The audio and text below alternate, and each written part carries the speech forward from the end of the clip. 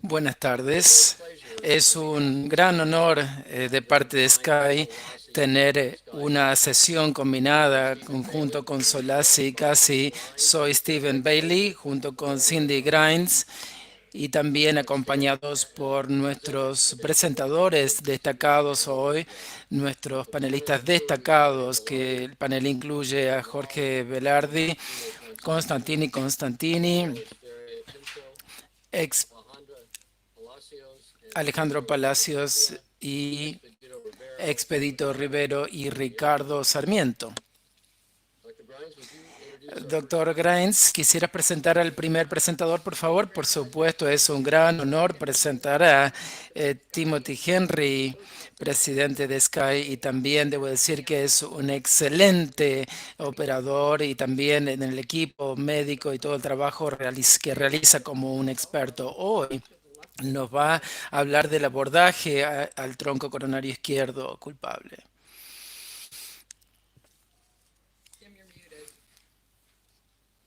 Tim, creo que estás muteado.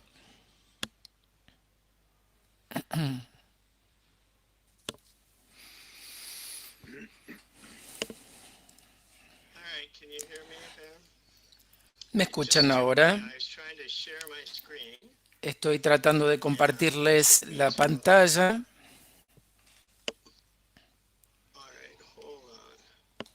Si me esperan un momentito. Okay. Can you see my screen? We can, Tim. You can? Yes. Okay.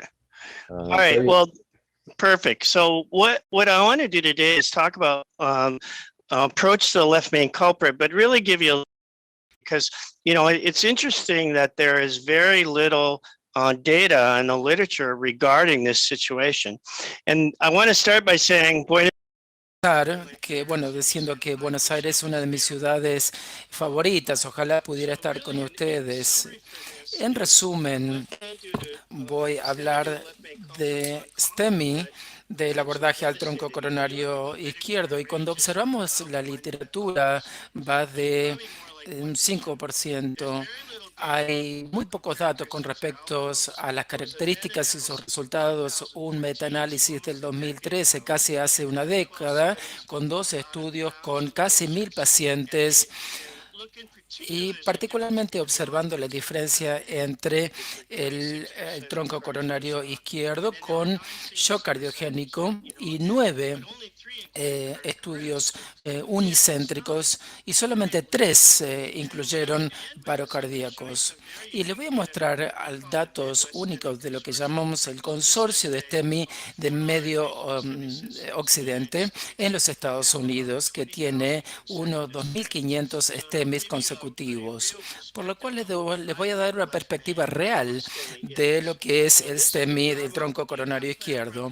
El problema es que tenemos la ruptura de placa y la solución es PCI. Y eso es importante porque cuando hablamos de STEMI del tronco coronario izquierdo, la pregunta es si la cirugía es inclusive relevante para este tema. Hay pacientes que lo hacen, pero voy a hacer el caso que la mayoría de los casos con este tipo de STEMI, este es una emergencia y PCI es el mejor abordaje. Voy a comenzar con un caso de una paciente de 50 años con dolor en el pecho a la 1:30 de la mañana. Estaba muy cerca del centro y,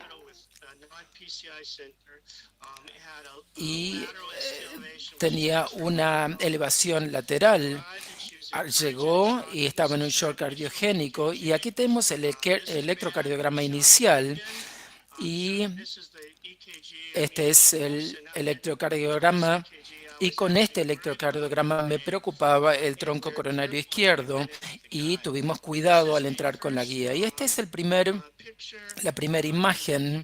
Si pueden observar una coronaria derecha normal, pero una disección espontánea muy severa del tronco coronario izquierdo. El shock cardiogénico, recordemos, con shock múltiples. Y obviamente esta es una emergencia aguda, entonces hay que tener cuidado. Es muy importante encontrar el lumen. Y la pregunta es, ¿qué hacer en este tipo de casos? Entonces, Dios mío, estas circunstancias están más allá del control. Entonces, llamamos al cirujano. Creo que no es una posibilidad porque no sabremos si sobreviviría. Entonces, tampoco es una posibilidad de hacer un cuidado conservador. Y si el tema es un PCI inmediato, y creo que realmente ese es justamente el punto en donde se hace el PCI primario. Este es el angiograma final. Después de llegar a los 7 minutos, eh, cruzamos una guía en el tronco coronario izquierdo, se estabilizó la paciente, le llevó un tiempo, pero aquí cubrimos toda la disección y podemos ver todas las arterias principales. Y esto es 6 años después. Y la buena noticia es que este shock cardiogénico muy cerca de un centro y bueno, y vemos a la paciente normal. Entonces vemos aquí la frecuencia de rechazo 60%. De hecho, escribió un libro con toda su experiencia. Es todo lo que podemos hacer cuando las cosas están bien. Y este es el registro Grace, 4.500 pacientes, STEMI y no STEMI. Y 4% de los pacientes STEMI del tronco coronario izquierdo divididos en el grupo PCI conservador. Y un par de puntos importantes con respecto a esto. Con el tiempo, el porcentaje de personas que recibieron PCI incrementaron en el porcentaje con respecto al otro porcentaje. La otra cuestión es que si observamos los datos acumulativos más altos en el PCI, el 60% de PCI STEMI, comparado con un 40% o 38% mejor de los brazos conservadores. Obviamente, los pacientes de riesgo más alto no reciben el PCI. Aquí tenemos otros datos de un estudio suizo, de un registro suizo, y en este registro es el más alto, un 5% del tronco coronario izquierdo. Creo que es un poco alto, pero si observamos el tronco coronario izquierdo, y no, tenemos un par de puntos importantes. 6% en un shock cardiogénico, 12% versus 3%. Esas son las diferencias principales. En general son un poco más viejos. Y otro punto importante es la mortalidad en hospitales más altos en tronco coronario izquierdo y 4% en muerte en hospitales con shock cardiogénico más alto a 50% versus 38%, 35%. Estos pacientes y es más probable que tengan un shock cardiogénico y vamos a diferenciarlos en un momento. Y el tema con el tronco coronario izquierdo, cuando observamos a su frecuencia, es otro dato. Maybe not the best way to look at the data, but if it was 0.19% of PCIs for STEMI and the unprotected and protected was in the non-STEMIs were 0.07. So this is less than 1%. And I think it's probably higher than that. And when you looked at the presentation, you can see again, when you had STEMI, you are more likely to present in cardiogenic shock, significantly more, 66% compared to non-STEMI, which was 32%, okay? Now, if you look at this, separating it into protected left main versus non-protected left main, obviously a big difference. And you can see the in-hospital mortality and the lab mortality were markedly higher if you had a unprotected left main is obviously worse than if you had a protected left main. So again, that makes sense, and we're going to come back to that in a minute. So what we did recently is we actually looked consecutively at 20,000, almost 20,000 consecutive patients. And we looked at the demographics of who presents with the left main. And when we looked at left main culprit, we found it was overall about 1% of STEMI. They were older, they had lower ejection fraction, they had more cardiac arrest, and they had more cardiogenic shock. They were more likely, obviously, to present as anterior infarcts. But it's very different than that we found that there's really 4 unique categories of left main, and they're very different. So the first is an unprotected left main with an occlusion. That was 24% of the patients, and obviously that was the highest risk, right? Because you have no flow to your left main, and almost all, a very high percentage were in cardiogenic shock. Then you had a second, which was a subtotal occlusion. This was the most common. So you had a culprit vessel, you might have some thrombus, but it was 64% of the left mains were actually a subtotal left main. And then a third really important category was this protected left main, and that was in about 11%. And then the final was spontaneous dissection. And spontaneous dissection was about 5% or more of the left main culprits. So these are very different clinical characteristics. You can see left main occlusion on the left, highest mortality on the right was a subtotal occlusion, but still had TIMI 2 or 3 flow.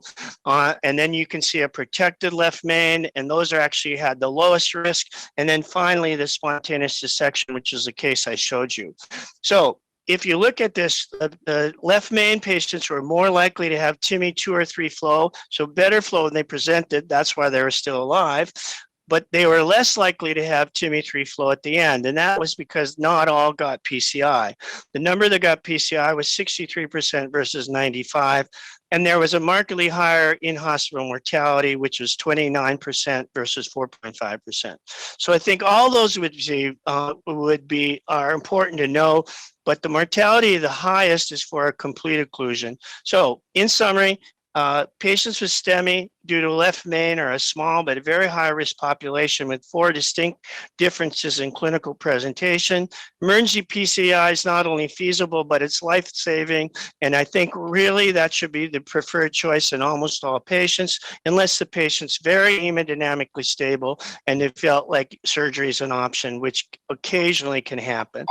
Higher in-hospital mortality, and especially in the cardiogenic shock and occluded left main. So, and the final common point is, what we don't know are the number of patients that have out of hospital death prior to arriving who we never see. So thank you very much, Steve and Cindy. It's a pleasure to be here, and wish I was in Buenos Aires. Tim, wonderful presentation. I would imagine have some questions either from the panelists or from those listening online.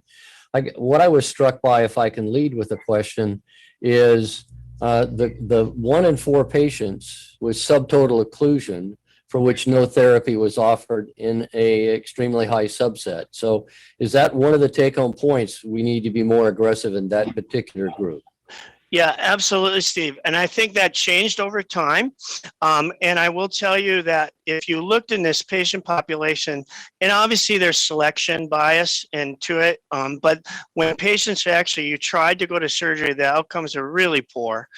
Taking a STEMI patient with a left main occlusion directly to the operating room. And so I think over the course of the 15 years that this takes, there was an increased utilization of PCI. I will also say there's an occasional spontaneous dissection that you can wait on, but most of the spontaneous dissections who come with STEMI have ongoing symptoms, and you really have to fix it. Obviously the school of thought is for SCAD is that you should do conservative care, but it's really not an option. And like the patient that I showed you at the beginning, it's really not an option. Okay. I have a question. Excuse me, it's Pedro Ribeiro from Brazil. First, congratulations your presentation. What kind of support that you give for this patient you present by left main dissection during the procedure? Yeah, it's a terrific question. And, the issue is, number one, the cardiogenic shock people, the most got prompt fixing of the valve. Only about 15% of people got support. And again, part of this reflects the over 15 years. In the last 5 years, it's more frequently that patients got ECMO or Impella.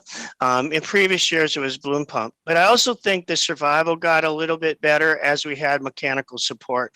And in particular, we had several really great outcomes in people incredibly sick who went on straight on ECMO because they were, all basically in full rest on arrival. So this is a acute emergency that you have to just do the best you can with the support. But I think my point is, when you say left main culprit, it does, there is a spectrum of people that present for sure. Mm-hmm. Great. I think you answered one of the other questions about the use of balloon pump that I saw come up. I think we will move towards our next presentation at this point and save some time at the end, I hope, for some of these questions that arise as well. Well, it's a great honor to recognize. Para mí, reconocer a Cindy Grimes como la siguiente disertante. Ella va a hablar de la disparidad de género en STEMI. Es vicepresidenta de SCAI. Gracias, Steve. Estoy contenta de estar acá para presentarles mi charla, que es sobre disparidad de género en STEMI. Nosotros, las mujeres y hombres, somos diferentes. Tenemos riesgos cardiovasculares y beneficios cardiovasculares diferentes. Tenemos síntomas atípicos o no tenemos ningún tipo de dolor de torácico.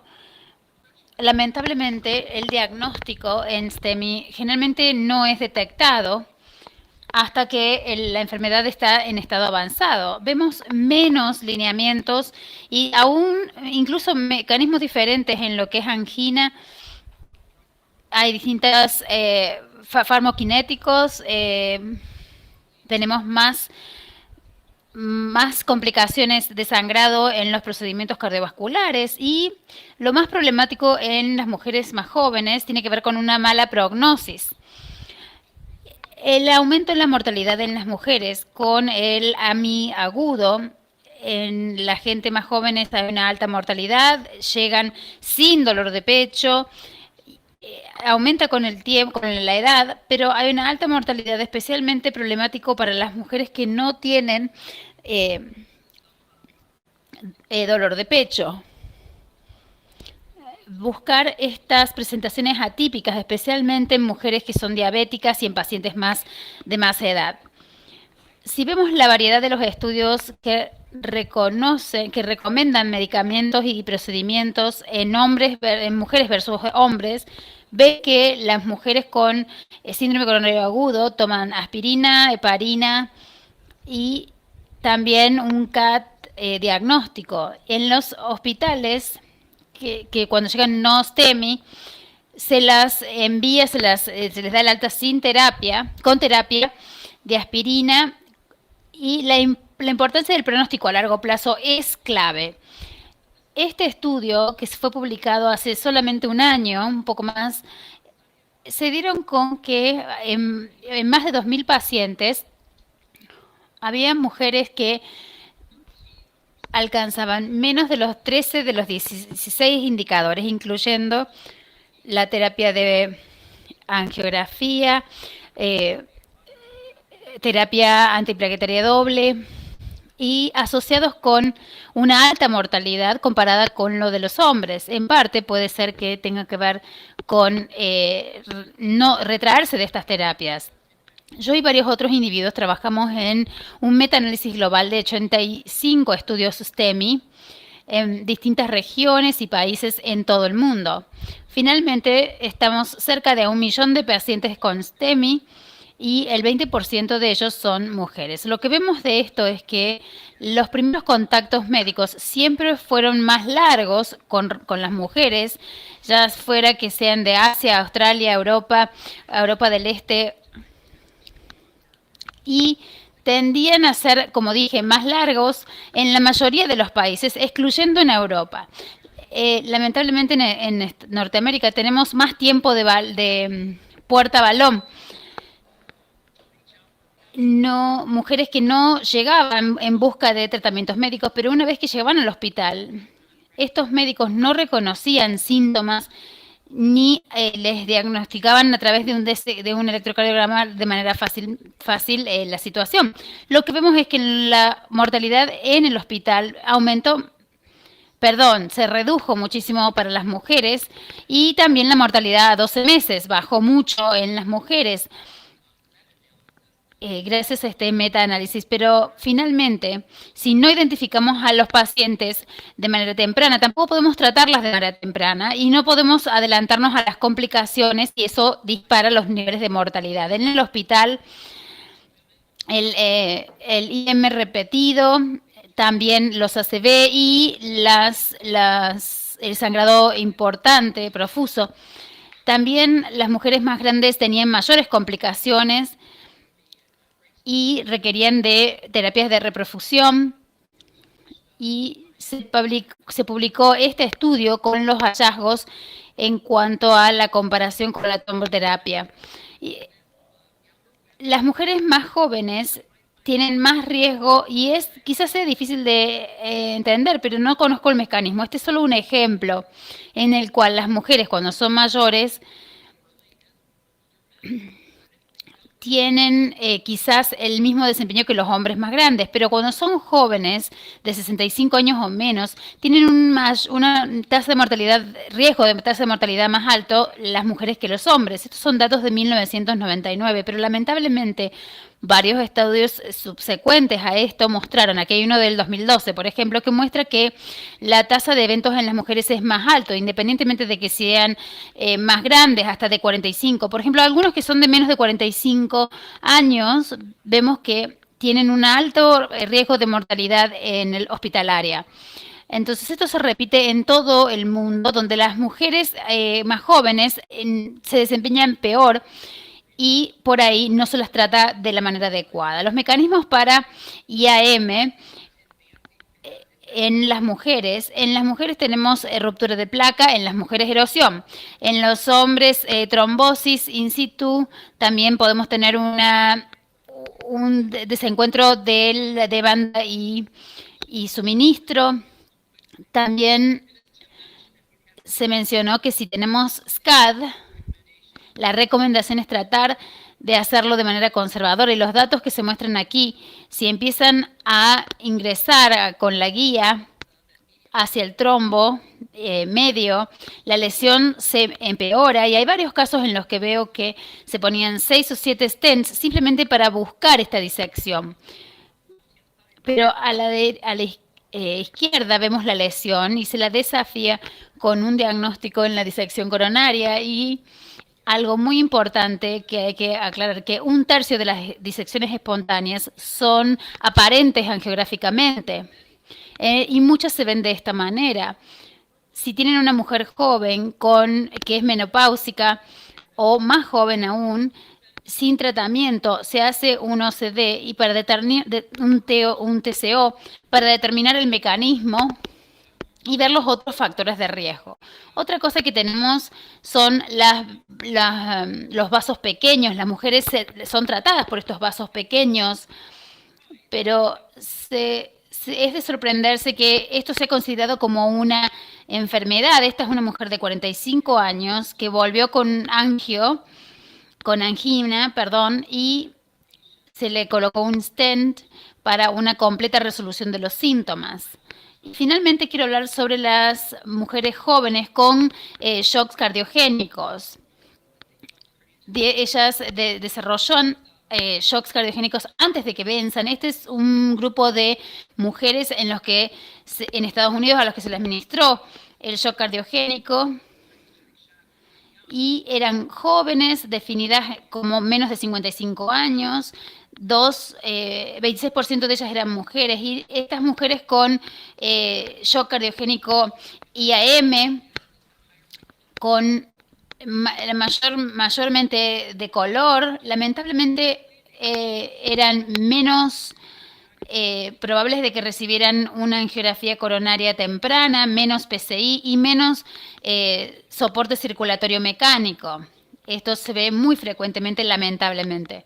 En conclusión, creo que tenemos que tener en cuenta que podemos o no tener factores de riesgos en las mujeres. Las mujeres más jóvenes no tienen ningún factor de riesgo, pero aún cuando lo tuvieran, cuando se presentan con un IAM, son totalmente diferentes. Son generalmente más altas, más grandes, pueden tener diabetes o hipertensión. A veces realmente tiene que ver con la inflamación o con los cambios hormonales, incluso que pueden ser muy atípicos, no pueden no tener ningún tipo de dolor en el pecho, quizás pueden pensar que simplemente es un dolor de la pared del pecho, y la idea es hacerles un electrocardiograma para que no se nos pase absolutamente nada. Siempre que pensamos en mujeres más jóvenes hay que empezar a pensar en una disección espontánea. Las mujeres tienen más shocks cardiogénicos y peor prognosis que los hombres. Y esto puede tener que ver con un diagnóstico tardío y un tratamiento inadecuado. Y debido a ello, tenemos que tener más educación de las mujeres en la comunidad, también al staff médico, para que puedan reconocer los síntomas atípicos y mejorar los tiempos de tratamiento. Y finalmente, los protocolos estandarizados, como los que yo usé en algunos de los centros de shocks cardiogénicos, para reducir estas disparidades entre los géneros. Muchísimas gracias. Gracias por esta magnífica presentación, muy buena presentación. ¿Preguntas del panel? ¿Alguien tiene preguntas? Sidney. Primero, excelente. No podría estar más de acuerdo contigo. Hay diferencias. Y me gustaría que me cuentes un poquito más sobre el infarto al miocardio sin obstrucción, enfermedad de obstrucción arterial. Porque hay un grupo de mujeres, es más común en las mujeres, y son ignoradas. Se les hace un angiograma, tenés una enfermedad coronaria mínima, aunque tienen elevación de enzimas. ¿Podrías contarnos más o menos qué debería hacer la gente con respecto a eso? Es una buena pregunta. Yo la verdad es que no estamos 100% seguros, pero sé que hay un riesgo seguro. Y para la gente que tiene enfermedad coronaria sin dolor de pecho, puede llegar a morir en el corto plazo. Entonces, por ahí no vemos esta falta de coordinación entre la demanda y la oferta. Además, para la enfermedad cardiovascular hay datos preliminares que mueren los inhibidores ACE, y hay algunos estudios con imágenes que ven la TCO, y hay una erosión de la placa también. Entonces, hay eventos isquémicos y coronarios que no se ven como los coronarios que se ven en los hombres. Yo los trataría con todos los medicamentos que usamos para un STEMI promedio. Debido a lo que ustedes han demostrado de manera rutinaria, aunque sé que rutinaria no es la palabra correcta, ¿qué te parece el tema del COVID? ¿Eso ha demorado aún más desproporcionalmente a la situación de la mujer? ¿Ves alguna señal en eso? No, la verdad es que no sé si tenemos datos en ese respecto. Tim hizo un estudio que tenemos un 40% de activaciones STEMIs, pero la verdad es que no sé cómo se divide eso.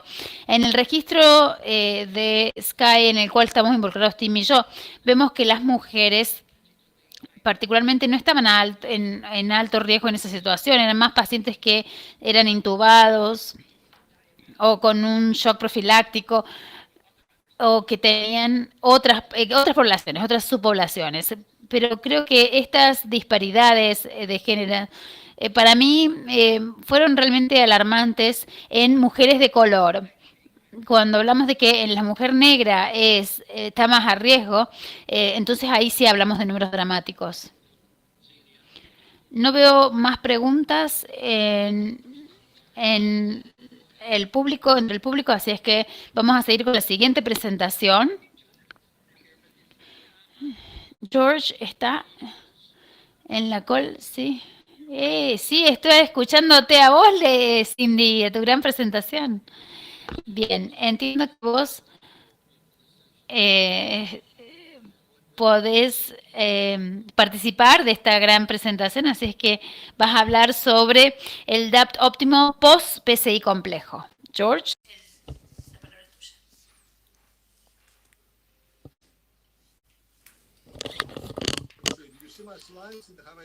Pueden ver la presentación. We see them, but they need to be zoomed up. You need to just hit the Sí, las vemos, pero ahora sí. okay, good. Bien, entonces, es un honor ser parte de Solasi nuevamente.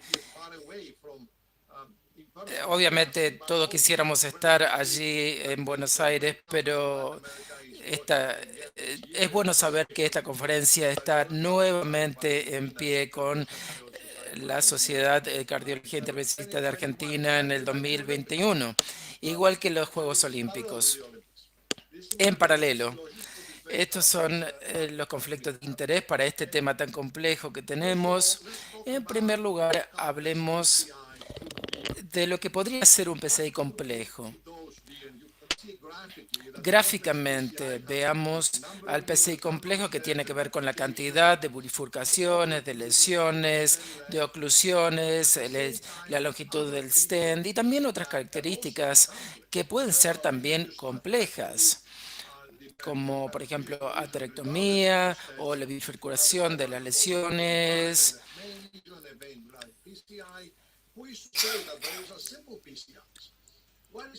Entonces, lo importante comprender aquí es que hay muchos riesgos isquémicos en este tipo de pacientes, ya sea relacionados a las lesiones o el stent que se ha colocado, en general relacionados con el hecho de que esta gente estos pacientes tienen enfermedades isquémicas más agresivas en general. Por eso necesitan todo esto.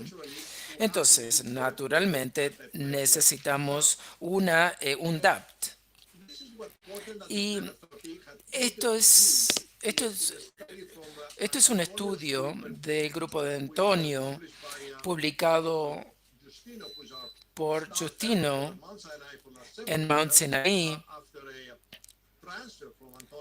después de la transferencia del grupo de Antonio. Podemos observar que en general, cuanto más se agregan esas características, más carga y más beneficioso. Y de este estudio de Italia, no es tan granular para que identificamos cuál tratamiento antiplaquetario, pero en general, cuanto más largos sean los tratamientos, más favorecen a estos pacientes, particularmente con el uso de clopidogrel en general. Entonces, al hacer esto en un entorno donde podemos tener pacientes, puede parecer una buena idea para proteger a los pacientes, pero también se puede estar incrementando el riesgo de sangrado o los pacientes con riesgo isquémico, que puede ser que también algunos pueden tener un riesgo de sangrado. Este es otro estudio interesante que evalúa más de 10.000 pacientes de 8 estudios randomizados. En azul observamos el bajo riesgo de sangrado y en naranja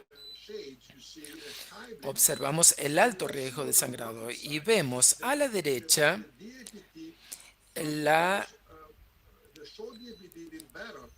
que aquellos con bajos riesgos les fue mejor comparado con los pacientes de alto riesgo. Y es un poco diferente en el caso de los pacientes con bajo riesgo de sangrado. Entonces, tal vez, porque los pacientes tienen distintas cuestiones médicas a largo plazo y el beneficio es principalmente para los pacientes con riesgo de sangrado y no tanto con los pacientes de riesgo isquémico. Entonces veamos si podemos observar un par de estudios.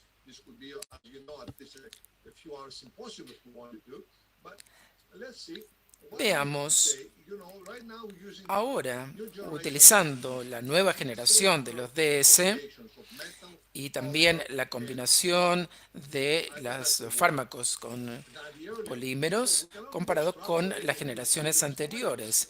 No podemos extrapolarlo en todos los estudios, pero veamos entonces el caso de PCI complejo. Por ejemplo, nuestro estudio, el Twilight Complex, con 2.500 pacientes, con más de 2.500 pacientes con PCI complejo.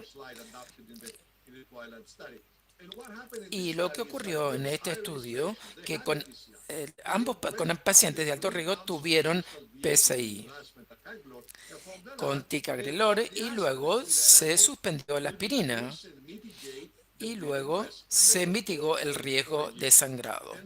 Eso es al año. Y esto es lo que ocurrió. El riesgo de sangrado bajó muchísimo y al mismo tiempo nuestra preocupación y la de todos es el riesgo isquémico, que es más importante. No empeoró. De hecho, podemos ver que el estimado del rango de peligro es más favorable para aquellos pacientes que siguieron la monoterapia a los 3 meses con DAPT. Si queremos resultados más granulares, para definir al PCI complejo tenemos 3 vasotratados, 3 lesiones tratadas, 60 milímetros el total de la longitud del stent. Y podemos observar aquí el desglose, cuántos pacientes, no tantos, cada uno de los grupos, pero en general vemos más de 1.000 pacientes y más de 1.100 pacientes en el otro grupo. Entonces, esencialmente, ninguno de los subgrupos fue favorable. Y lo que es importante, cuando agregamos los criterios, podemos observar aquí el ratio de peligro con 3 o 4, en donde vemos que este ratio no se mueve, permanece igual. Entonces, más de 3 lesiones tratadas y 60, y si combinamos a todos, eso no significa que. Entonces, ese es un resultado muy positivo. En breve, en la monoterapia con DAP a los 3 meses fue muy gratificante. Y ahora pasemos a los otros estudios, que tenía una idea totalmente distinta,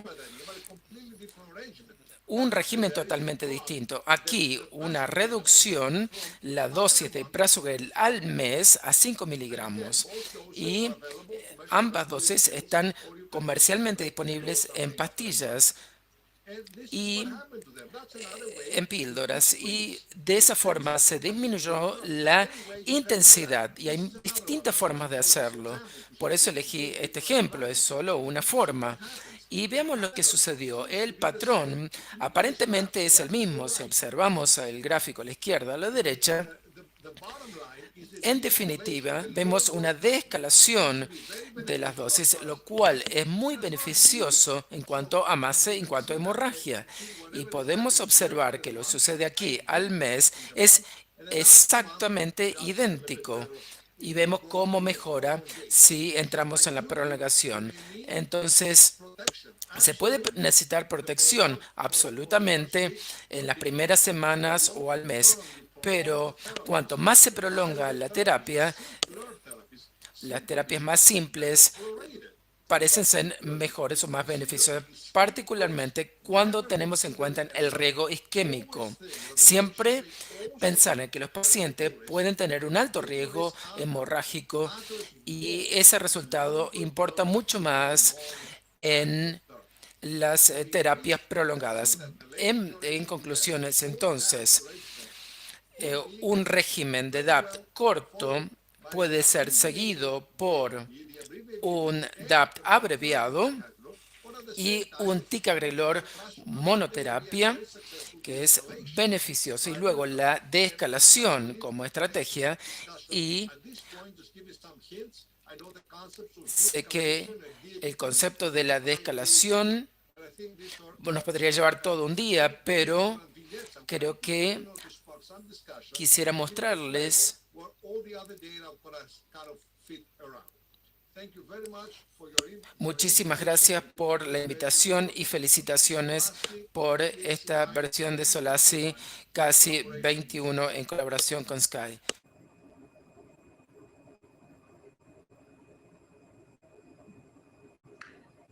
That was excellent, George. Excelente, George. Gracias por revisar todos los datos complicados. Tengo una pregunta, ya que me enfoco básicamente en STEMI. ¿Vos realmente crees que tenemos suficientes datos en la población STEMI para recomendar el DAPT corto con enfermedades coronarias?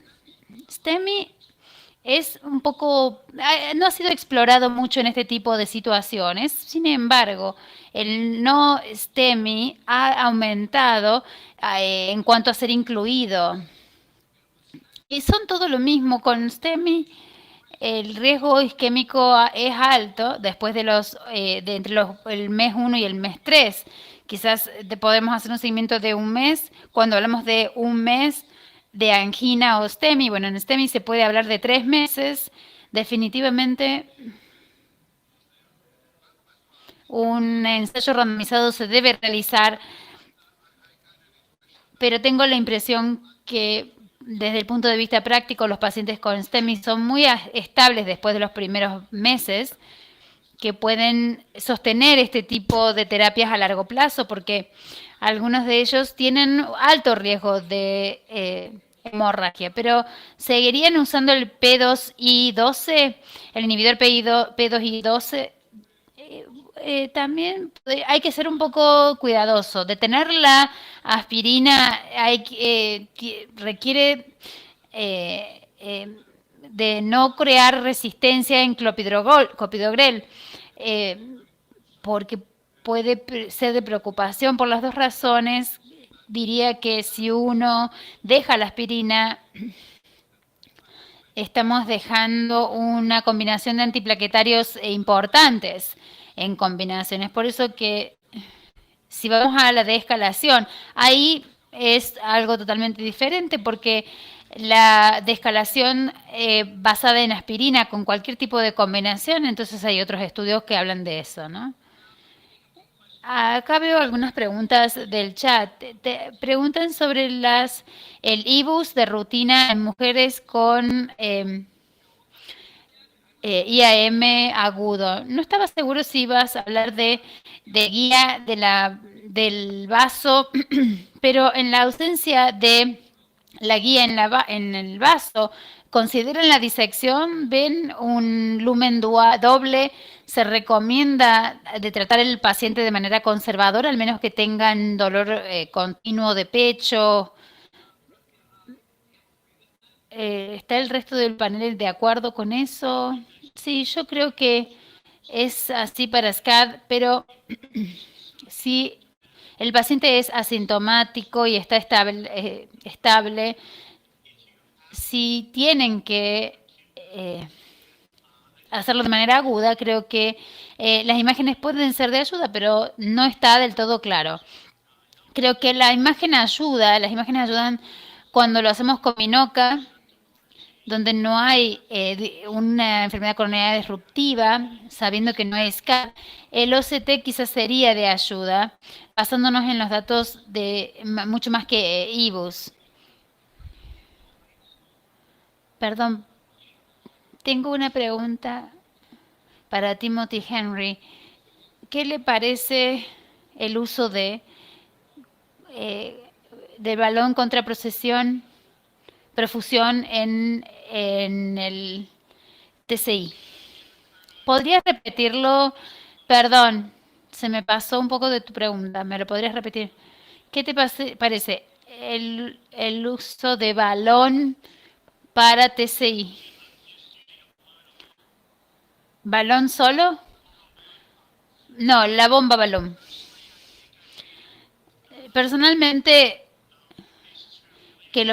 pienso que los pacientes que usan el shock cardiogénico quizás necesitan más ECMO o Impela, pero también creo que es aquí donde uno hace procesos paralelos, procesamiento paralelo, y creo que tenemos que reperfusión de la arteria coronaria. Otra cosa importante, especialmente con las oclusiones del TCI, es que la presión que uno le da para al paciente durante el procedimiento en un IM agudo, el paciente no lo va a resistir porque hay mucha reconstricción de los vasos y hay que abrir el TCI y a veces los vasos están muy contraídos. Con EDMA y con Impella creo que tendríamos un shock recurrente más preferible. Cindy, un placer estar aquí de nuevo. Yo tengo un punto interesante para comentar. Vemos cada vez más gente hablar de la disección coronaria espontánea, la cantidad de casos y la cantidad de comentarios. ¿Ustedes creen que sea una razón específica, que hay una razón específica para ello, o es simplemente algo que no se está diagnosticando? Seguramente que estamos mucho mejor informados y lo reconocemos mejor que en el pasado. La verdad es que no puedo decir si ocurre más comúnmente, pero sí debe estar relacionado al hormonal durante el parto, pero también lo veo que sucede en la menopausia en las mujeres, y en las mujeres creo que está relacionado con las hormonas, como dije, y conozco varios casos que surgieron de la excursión extrema.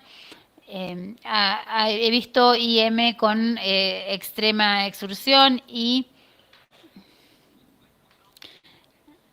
por eso siempre les digo que traten de trabajarlo y de diagnosticarlo como debe ser.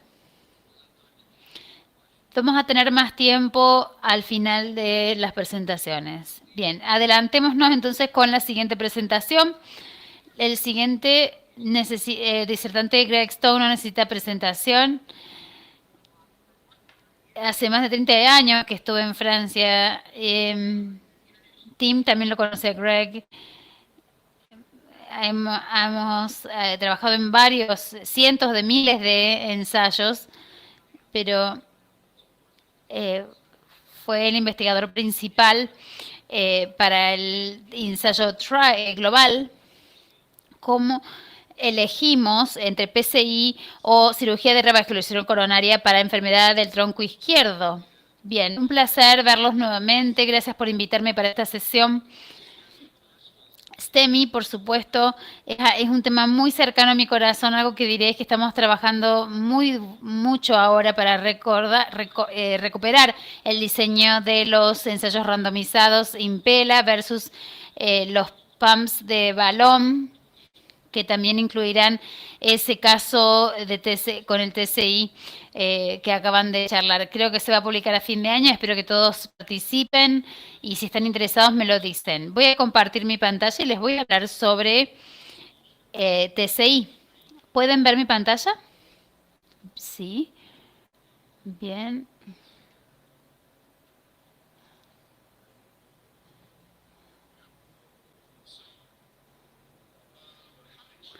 Bien, ¿cómo elegir entonces entre PCI y cirugía de revascularización coronaria? ¿Podrías hacerle zoom antes de compartir la pantalla? Ah, ahora entiendo, se lo ve muy chiquito.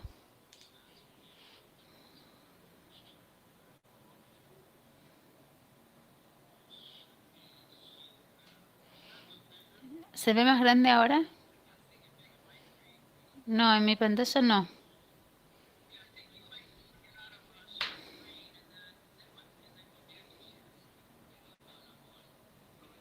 En la mía se ve bien, en la nuestra se ve bien.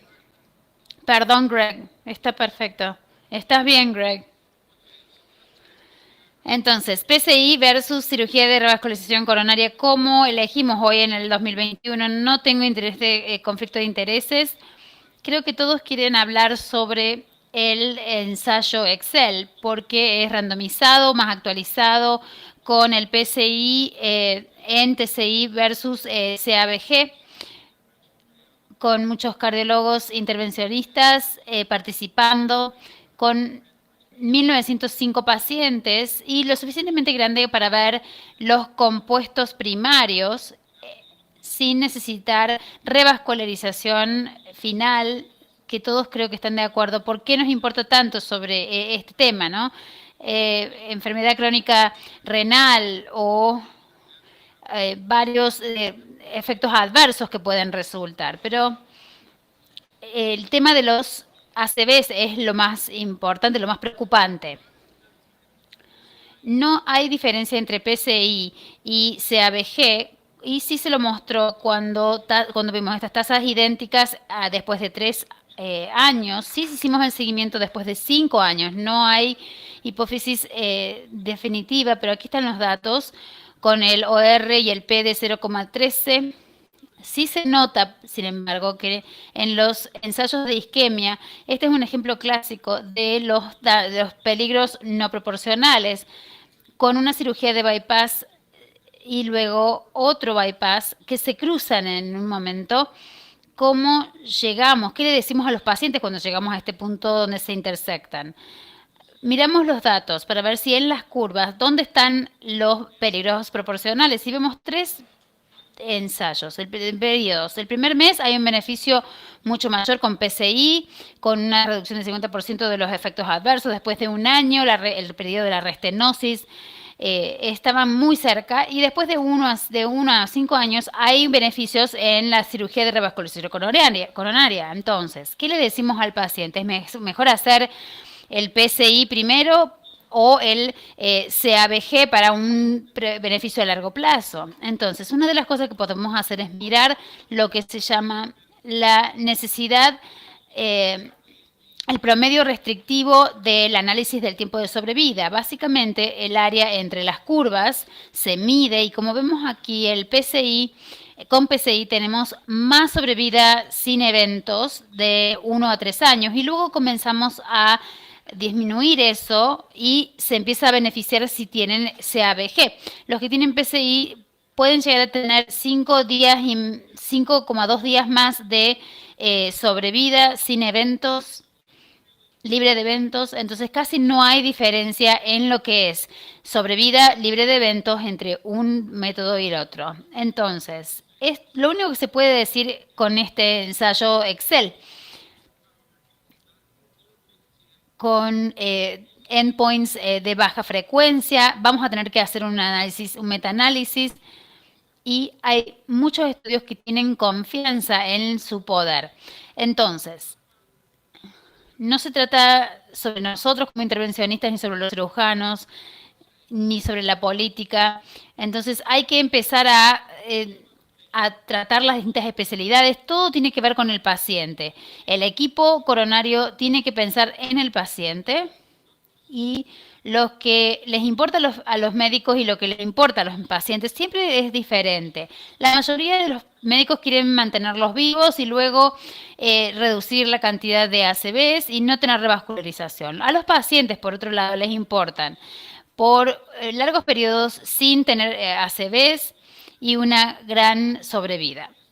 Entonces, la mortalidad es diferente entre PCI versus CABG en TCI.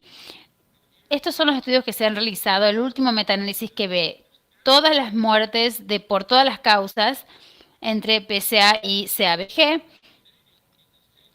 Y debido a Excel, cuando sacamos Excel de este metaanálisis, vemos dónde está la biogenética y la heterogeneidad, perdón. Aquí no hay heterogeneidad una vez que se extrae Excel, y la mortalidad con PCI es 0,99, no se ve ninguna diferencia. Si no creen en las estadísticas, aquí está la sobrevida a 5 años de los 4 ensayos principales. Aquí cualquiera puede decir que una de estas curvas sea mejor que la otra, nadie lo puede decir. Quizás algunas sube un poco más la roja, en otras sube un poco más la azul, pero son tasas de mortalidad muy similares, y si hay alguna diferencia, más que nada tiene que ver con este brazo, pero es muy pequeño, y estos son todos a 5 años. 2 de esos ensayos van a 10 años, y vemos que CABG tiene una tasa de mortalidad un poco más alta a 10 años, pero las curvas están muy paralelas de 5 a 10 años. Y lo mismo sucede con en este ensayo pre-combat. No hay diferencia entonces entre PCI versus CABG. Entonces, ¿qué pasa con los ACV, con los ACVs? Aquí claramente hay una diferencia entre ACV, entre PCI y CABG. 2/3 de reducción.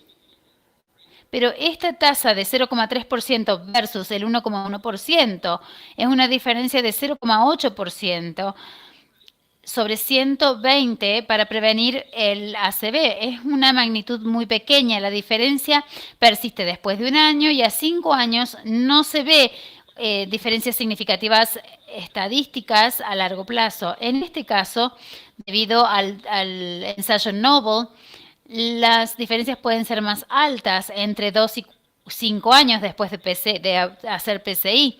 Ahí se elimina la heterogeneidad y vemos que se reduce, pero la diferencia es menos, sigue siendo menos de un 1%. ¿Qué pasa con los índices IM? No hay significancia, no hay importancia en esos números tampoco. Y a largo plazo, en los 2 ensayos que se reportaron, son menores con CABG.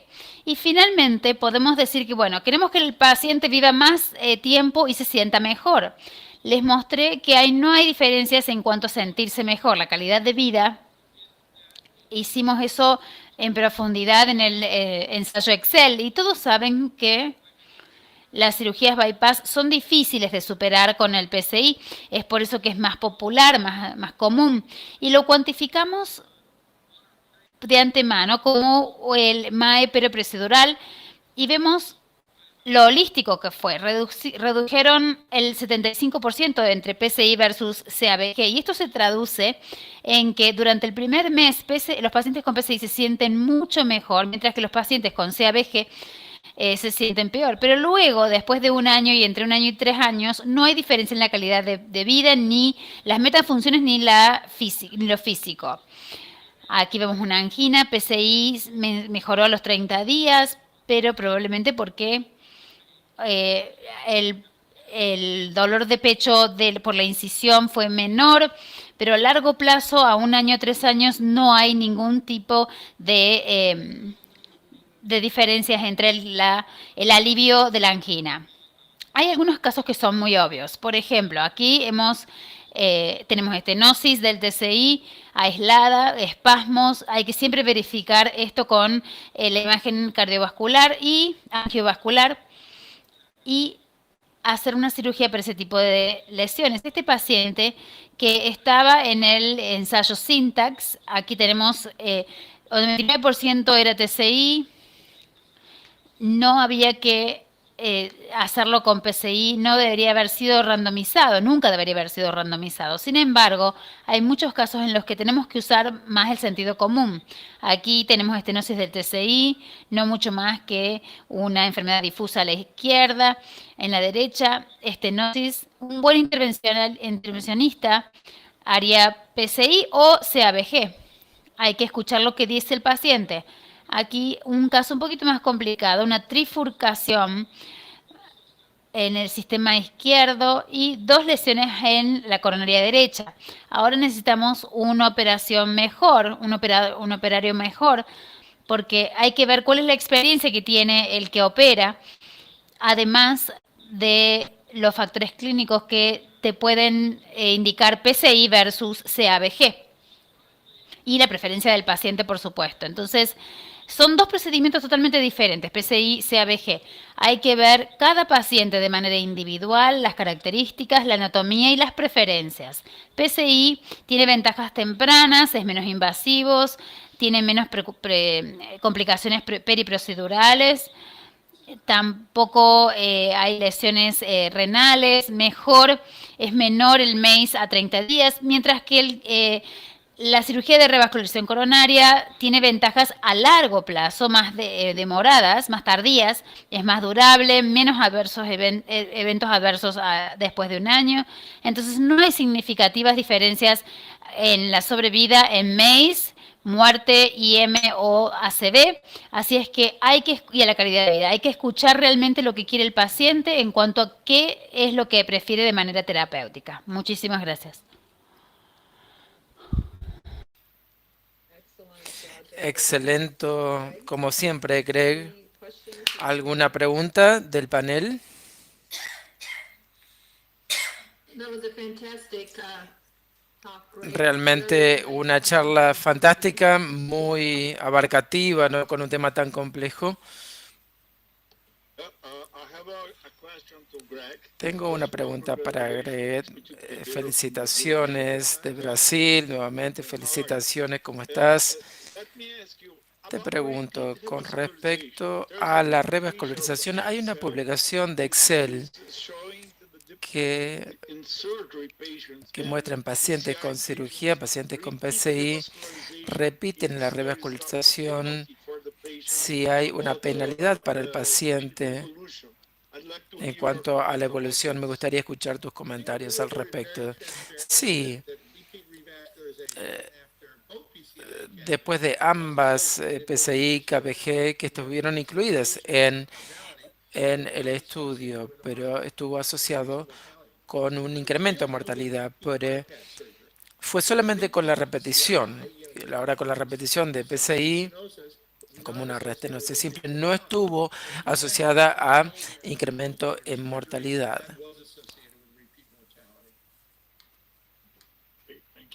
Muchas gracias. Algo a tener en cuenta cuando observamos la probabilidad de que el paciente tenga calidad de vida. Si tenemos lesiones, vamos a tener que operarlas. Hay que hacerlo.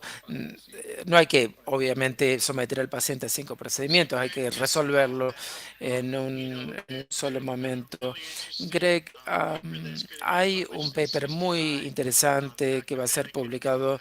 El doctor Bailey puede comentar sobre esto, que observa la repetición de KBG, porque es interesante porque la incidencia de KBG ha incrementado en los últimos 10 años. El 70% es para vasos únicos, lo cual es sorprendente. Y como hay una incidencia significativamente alta de mortalidad cuando se hace una repetición KBG, creo que el punto es, independientemente de la revascularización, es hacer una prevención secundaria y tratar de hacer, bueno, la repetición muy interesante. Y muchos de nosotros, si tratamos una enfermedad en 2 vasos o 3 vasos, tenemos un solo vaso recurrente. Obviamente que no nos gusta mandar al paciente a la cirugía por esa lesión. Y por supuesto hay que hacer imágenes para ver cuál es el mecanismo, etcétera. Y generalmente creo que para vasos únicos, no siempre es posible, pero si se los puede dejar afuera. ¿Cuál es la mortalidad en el mundo real, la mortalidad de KBG? Creo que depende en dónde se encuentren, del lugar donde se encuentre. Creo que hay variaciones en cuanto a las cirugías y los casos que se realizan, que, bueno, depende del cirujano. No sé si si puedo responder a lo que está preguntando de la tasa del mundo real, pero en un centro la mortalidad sería bastante baja. Creo que el punto que mencionaste es que necesitamos saber no solamente en nuestros pacientes y también compartir datos, ser realistas en dónde estamos, cuáles son nuestras fortalezas en nuestros propios centros de salud. Muy bien, vamos a continuar. Ya hablamos de lesiones, entonces hablamos todo lo que puede ser evaluado angiográficamente. Estamos aprendiendo también de la evaluación fisiológica y me gustaría ahora escuchar a Arnold Seto, que va a hablar de la evaluación de lesiones fisiológicas para optimizar enfermedades multivasos. Muchas gracias por dejarme participar en este panel con cirujanos y expertos. Es un honor ser parte de este grupo porque todos realmente aquí son sobresalientes. En mi conflicto de intereses, pensamos que sabemos que cuando vemos una lesión hay que repararla. Cuando vemos esta lesión circunfleja, es una lesión de 90%, pero cuando hacemos un FFR vemos que no es isquémico y eso es porque la estenosis, la lesión por estenosis, la fisiología no depende, pero vemos que las características y sabemos que de distintos estudios, el diámetro angiográficamente realmente representa un 60% con la fisiología. Con un FFR de este estudio se muestra principalmente en el TCI, hay un mismatch entre FFR y la geografía y un mismatch reverso. Entonces, básicamente es, y como dice aquí, lo que sucede en la vaguedad se queda en la vaguedad. Entonces, afortunadamente, hoy tenemos muchas opciones, como por ejemplo mediciones de presión coronaria translesionales, que está disponible en todos los sistemas FFR, CFR. Hay muchos que utilizan FFR de contraste, también disponible en todos los sistemas, pero ahora se utiliza cada vez más los ratios de presión no epirémicos, los NHPR, perdón, y ahora los replicantes, bueno, DFR, IFR, RFR y DPR son hallazgos bastante idénticos, en donde se toma un ratio y luego se encuentra que el ratio corresponde a un 0,89%. Entonces, como dije, FFR tiene ya 20 años de estudios de resultados. El primer estudio de 15 años y se demostró que es seguro para tratar médicamente. Y eso es seguido por el estudio FAME con 5 años que demuestra que los stents de isquemia son mejores con los stents guiados por angio. Y más recientemente el FAME2 con resultados a 5 años demostró que se puede reducir la incidencia de eventos médicos, con angina estable con el uso de FFR más que angiografía solamente. Y con PCI se puede reducir o llevar a alguien a nivel de registro. Entonces, IFR y otros masas no inferiores en función del Define Flare y del IFR Sweetheart. Estos estudios demuestran que tienen prácticamente los mismos resultados en cuanto a IFR, que no requiere adenosina y se pueden evitar todas las complicaciones. FFR tiene un excelente valor de pronóstico y los valores de corte que se establecieron con el STEM2 se podía hacer estudiar a los pacientes y las tasas de más eran por encima del 40%.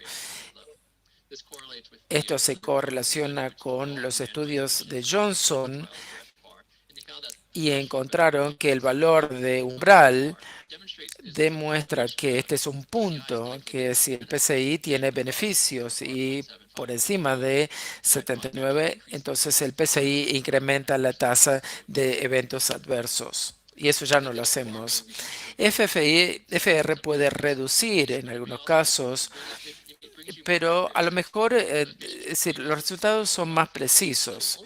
Y estamos hablando de solo un 14% que abre la cantidad de pacientes. Entonces puede abrir la capacidad de pacientes, de la cantidad de pacientes.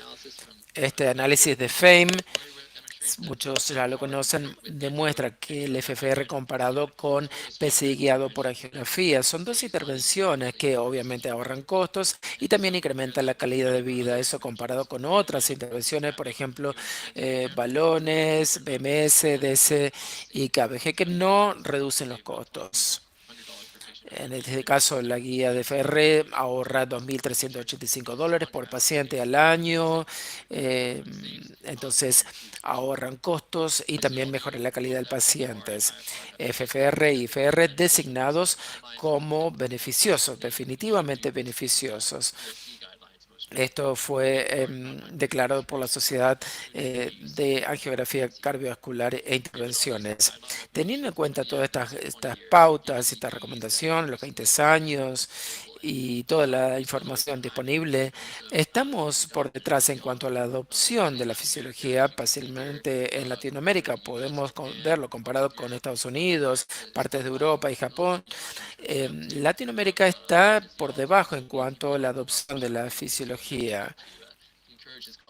Entonces hay gente en México y probablemente ellos puedan estimular al resto de Latinoamérica para que empiecen a adoptarlo. En este caso observamos con la lesión en la arteria descendente y vemos el FFR que demuestra que tenemos una lesión focal, y en las otras lesiones con angiografía, con la bifurcación, no sabemos cuál es más significativa porque ambas ramas se ven bastante similares y habría que ver cuál de las ramas se podría colocar un stent o no. Entonces, en este caso se elige la rama inferior y se genera un FFR normalizado. Aquí vemos el FFR angiográfico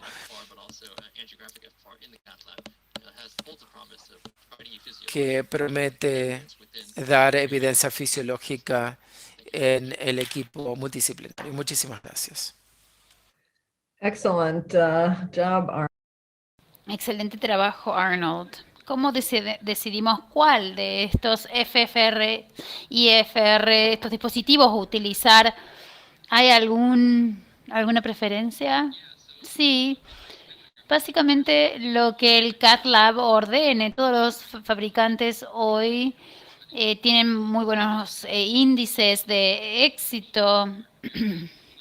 Son equivalentes en cuanto a la tasa de presión y también todos tienen FFR. Así es que no es una cuestión de cuál sistema es superior al otro. Tiene que ver con cuándo se usó y qué hacer con la IFR. ¿Qué hacer cuando esas dos respuestas son diferentes? Es ahí donde tenemos que tomar la decisión con los soportes técnicos. ¿Qué te parece el futuro de QFR?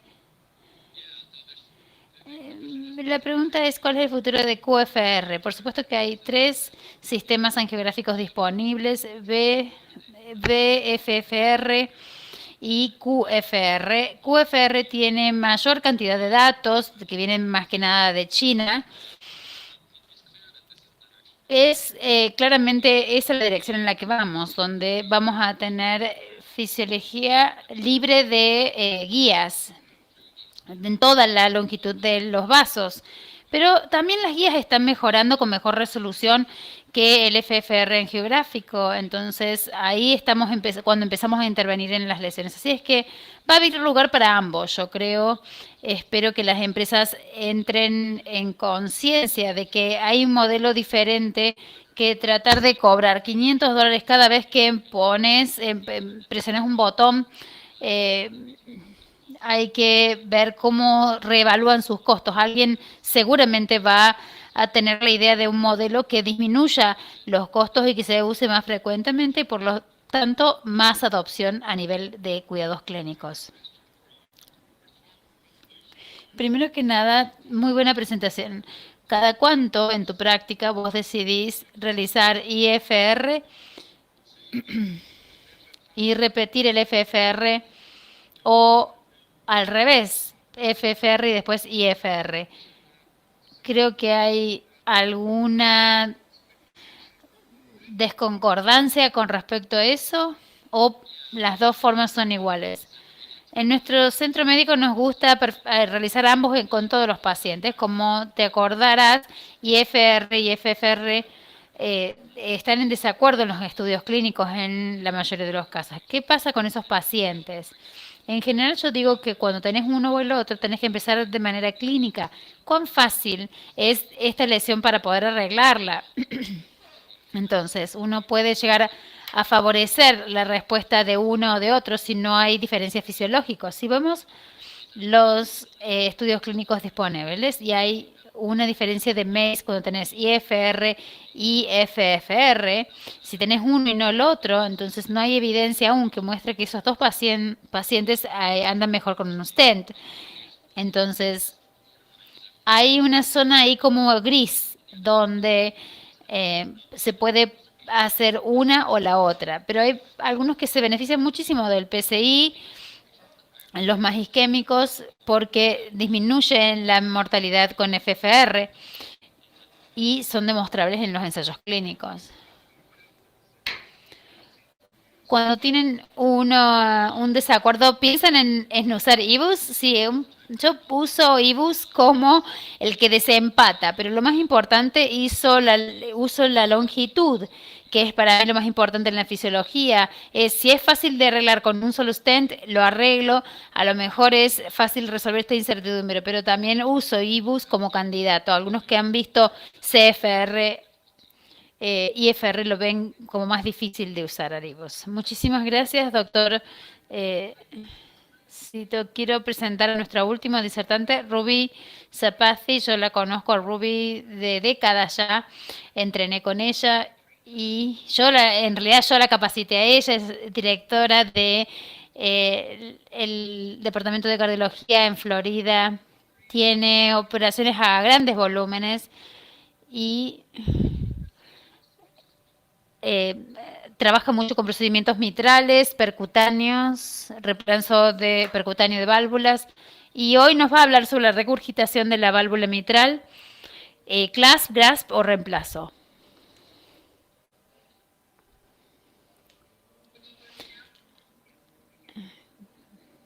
Bien. ¿Pueden ver mi presentación? Bien. Buenas tardes a todos. Es un placer ser parte de Solasi. Gracias por la oportunidad. Es fantástico verlos a todos, aunque sea a través de las computadoras. Es increíble lo que podemos hacer. Este tema es demasiado amplio. Voy a tratar de cubrirlo en 10 minutos, pero no pude, por supuesto, incluir muchos detalles. Podría hablar 4 horas con esto, pero cualquier pregunta que tengan me la pueden hacer y estaré más que contenta de responder.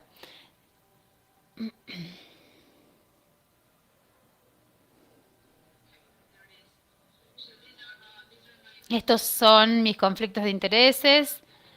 El único que tiene que ver con este en particular, yo fui parte del estudio de cooperación. Greg está en la call, así es que él lo sabe. Empecemos con la anatomía. Esta válvula mitral es más compleja que cualquier otra válvula, especialmente la aórtica. Cuando vamos de las paredes mitrales a las aórticas decimos, bueno, es otra pared mitral y nada más, pero no para nada se compara. La anatomía mitral tiene distintas estructuras y es importante que ambas reparaciones quirúrgicas sean o reemplazos se entiendan esta anatomía, y los que operan deben orientarse para entender TE o cualquier cosa que ustedes hagan como interprocedimiento o intraprocedimiento o imágenes para poder entender las estructuras. Esta es una vista quirúrgica del lado izquierdo, con aquí a la derecha es lateral a las 9 y A3 es media a las 3 de la tarde, y hemos aprendido que hay 20 segmentos, no solo 6, y es un problema bastante común que afecta principalmente a 4 millones de estadounidenses y más de 10 personas, uno en 10 personas en todo el mundo. Empezamos con un proyecto de estudios promedio aquí. Entendimos que mucha gente no son candidatos para cirugía porque por distintas razones. La regurgitación mitral es un tema tan amplio porque puede haber una ruptura mitral degenerativa y la funcional tiene que ver con todo lo que rodea el líquido mitral. Esta es una imagen que básicamente muestra el prolapso de la valva, es el anillo principal. Se puede tener un MR normal o a la izquierda debido a una cardiomiopía o una ruptura coronaria. Estos son todos MRs secundarios. En el 2013,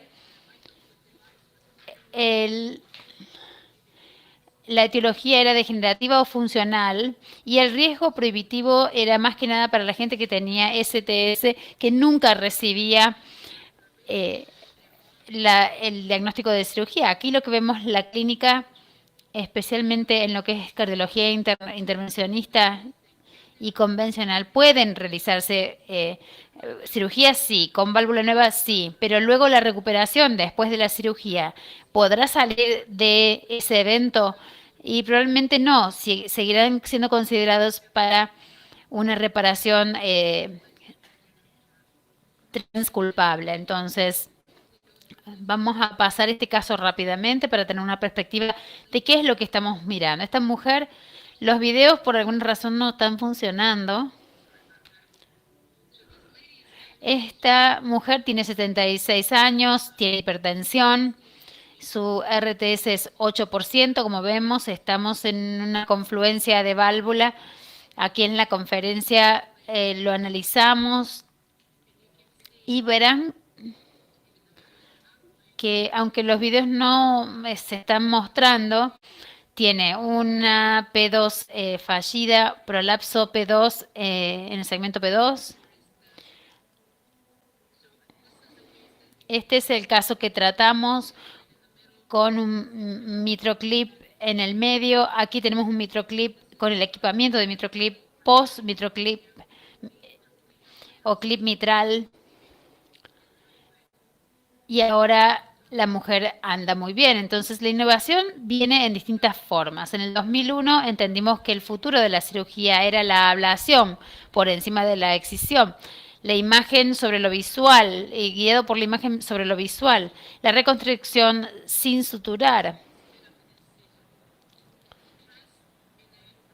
Y en la reparación de las paredes, esta es nuestra caja de herramientas ahora. Tenemos el mitroclip, el NT, NTW, el XT, el brazo más largo de XTW, en el brazo mitraclip. Esta es la saga de mitraclip ya de 20 años. Como dije, en el 2013 se aprobó por parte de la FDA para cirugías en pacientes asintomáticos y luego en el RM para el secundario. Para el 2019 recuerdo el Wall Street Journal que publicó en su página, en la tapa, y asociado con resultados bastante pobres. Este estudio, debido a la estricta inclusión de criterios, obtuvo buenos resultados comparado con otros estudios como FR mitral, con un grupo selectivo de pacientes y los dispositivos utilizados adecuadamente con muy buenos resultados. Cualquier pregunta que tengan con más detalles por este tipo de estudios me lo pueden hacer. Como verán, esto funciona mucho mejor que todo lo que conocemos con CRT y MTR. Es importante recordar que hay dos cosas. Obviamente la mortalidad, necesitamos un 38% de reducción de riesgo relativa de la mortalidad y eso es mucho. Para lo que es calidad de vida también y por razones financieras. Esto resultó en un documento consensuado del 2019, esfuerzos combinados, ACC y SDS, y nos dimos cuenta que esto era todo un trabajo en equipo. El paciente al medio, evaluaciones eco, cardiólogos clínicos, lineamientos, terapia de lineamientos, PCI, CRT, todo dependiendo de lo que tengamos en el paciente, reparación quirúrgica, reparación o clip mitral, trasplante. Y el MFR está listo para tener su momento culmine, su pico.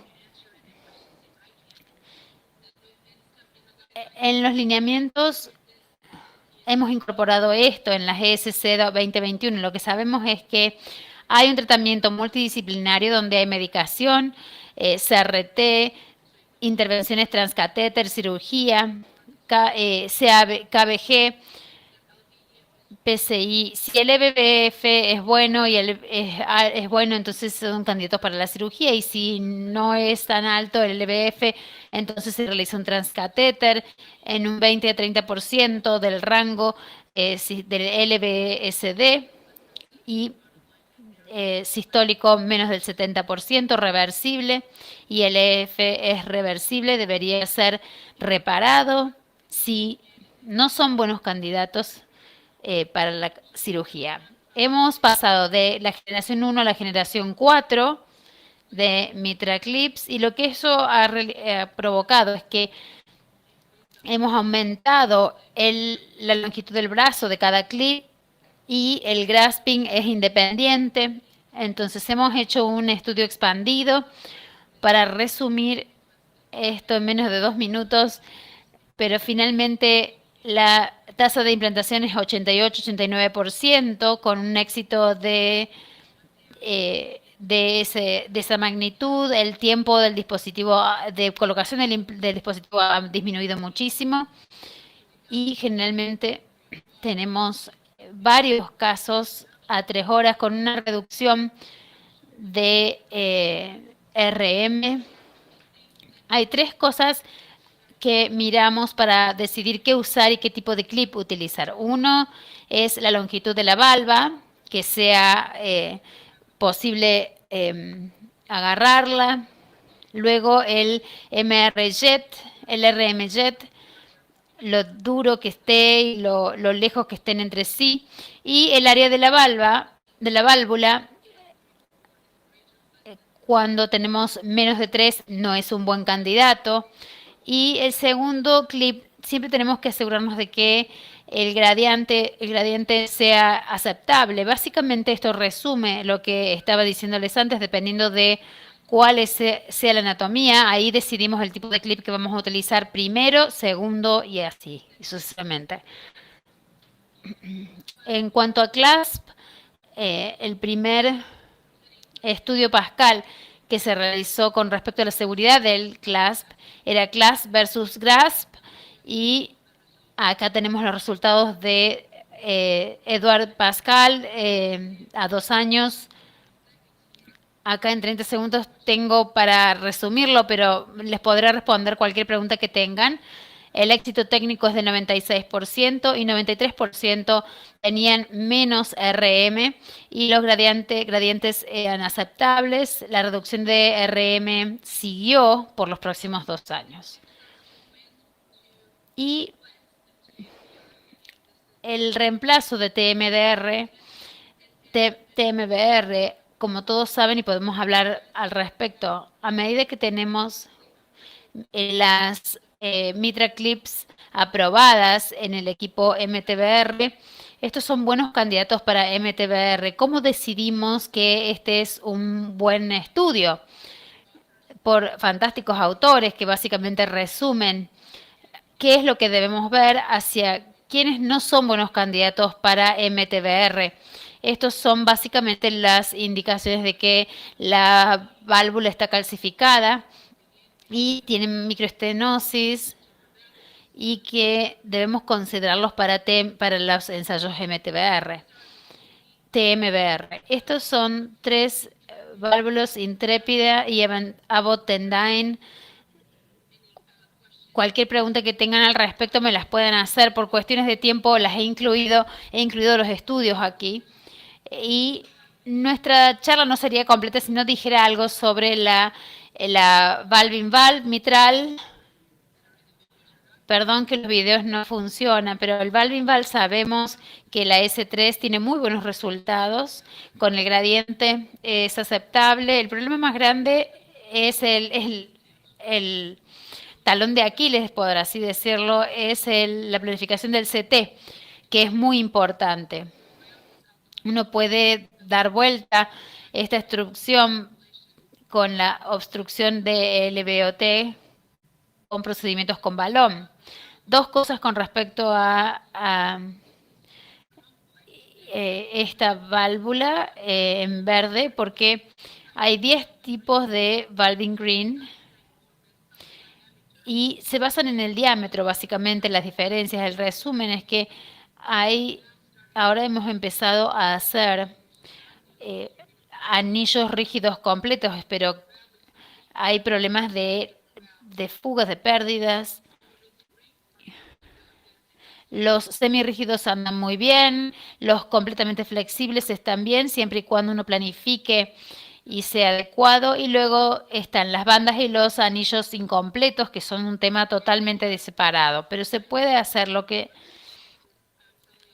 quiero decirles es que de todos las válvulas y todos los anillos que se procesan sin 15% son buenos candidatos, y eso aumenta el 50% para ir a la cirugía. Al final del día, lo que sí recuerdo es el paciente. El paciente es el centro de todo lo que tenga que ver con la decisión y el proceso de decisión. Hay múltiples opciones, pero es difícil tomar la decisión correcta. Tenemos que asegurarnos que este proceso sea un pasaje, un camino hacia la innovación, y que seamos los archienemigos y no seamos los archienemigos del cambio. Muchísimas gracias a todos. Muchas gracias. Ruby, una presentación fenomenal. Ya no nos queda tiempo. Steve, sí, nos dieron unos minutos más. Con todas estas fabulosas presentaciones, tenemos tiempo para hasta la menos cuarto, unos 10 minutos aproximadamente. Ruby, tenemos muchos pacientes con RM que ahora no están recibiendo terapias. Hay muchos individuos que manejan a estos pacientes. ¿Cuál crees que es la solución para eso? Creo que ese es el gran problema actualmente. Creo que RM es el problema valvular menos valorado, y creo que como médico y como cardiólogo que está a cargo del paciente, antes de pasar a los cardiólogos intervencionistas, necesitan comprender, y aquí es donde estamos centrando nuestros esfuerzos para decirles que si tienen dudas, si el RM es moderado, por favor hagan un TE, porque es más probable que... Ahora, si tienen dudas, si hay síntomas o discrepancia entre el síntoma y la cantidad de RM, entonces se puede considerar una resonancia, y no solamente mirando el dolor, sino también los jets múltiples pueden estimar el volumen. Si tenemos un jet excéntrico, pueden subestimar el volumen.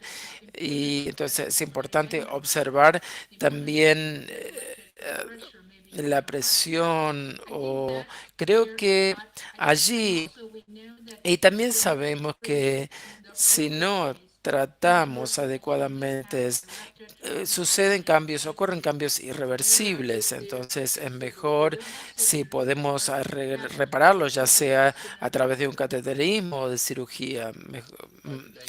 Mejor, cuanto antes mejor. Muchas gracias.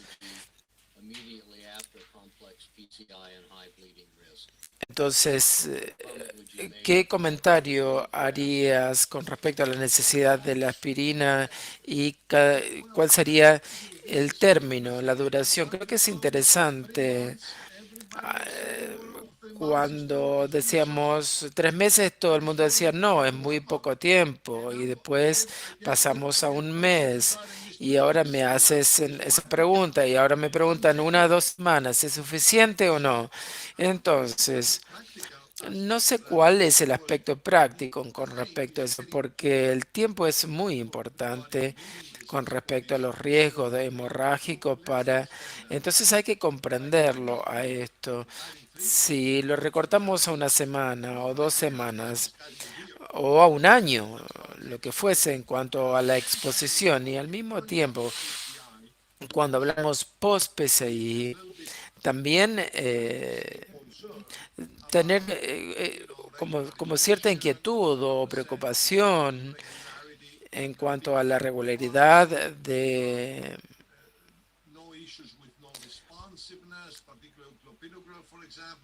y porque sí, la duración, creo que cuando comprimimos a las primeras semanas o los primeros días post-PCI, creo que hay muchos de estos aspectos prácticos que entran en juego, que son bastante problemáticos para ordenarlos, por así decirlo.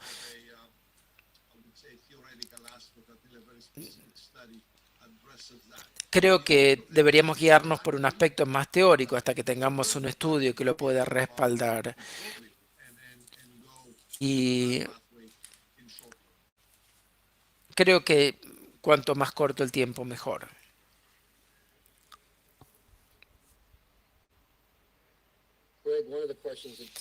Creo que una de las preguntas tiene que ver con el impacto de la diabetes a la hora de tratar pacientes con el TCI en tronco coronario izquierdo. ¿Podrías hacer algún comentario con respecto a pacientes con diabetes y cómo se toma las decisiones? Creo que pensé que me hablabas del estudio Comal que se publicó hace 1 semana apenas. Creo que hay muchos como malinterpretaciones con respecto a diabetes. En el estudio Syntax, diabetes no fue uno de los factores que separó a los pacientes, es decir, si los pacientes deberían ser tratados con cirugía de revascularización coronaria o PCI.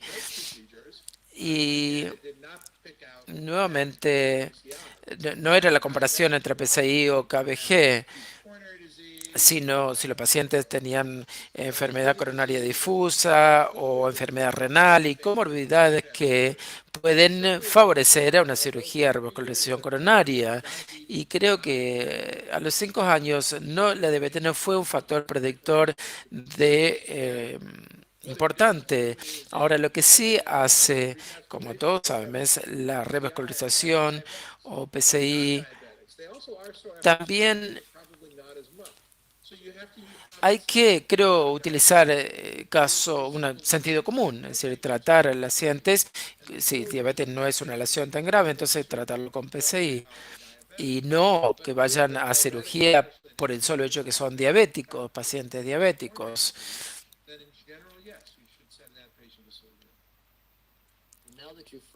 Y ahora que hablas de las enfermedades coronarias y diabetes,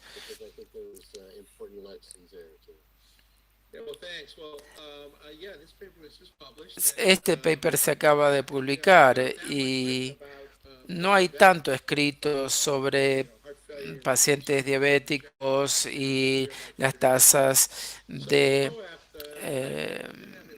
de problemas cardiovasculares y la diabetes y el beneficio principal. Entonces, hay muchos otros factores que causan mortalidad en diabetes. Sin embargo, se los puede mantener a los pacientes fuera del hospital y asintomáticos y mejorar su calidad de vida. Other questions from the panel? ¿Otra pregunta del panel?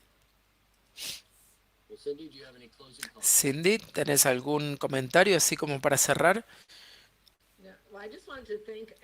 Quiero agradecer a todos los ponentes, realmente excelentes sus presentaciones. Aprendí muchísimo de cada uno de ustedes y con todas las preguntas del panel. Creo que esto es una preciosa colaboración entre Solasi y también Sky. Creo que voy a hacer todo lo posible para seguir trabajando en este sentido. Muchísimas gracias. Muchas gracias a todos. Realmente muy buena sesión. Muchas gracias. Gracias y felicitaciones.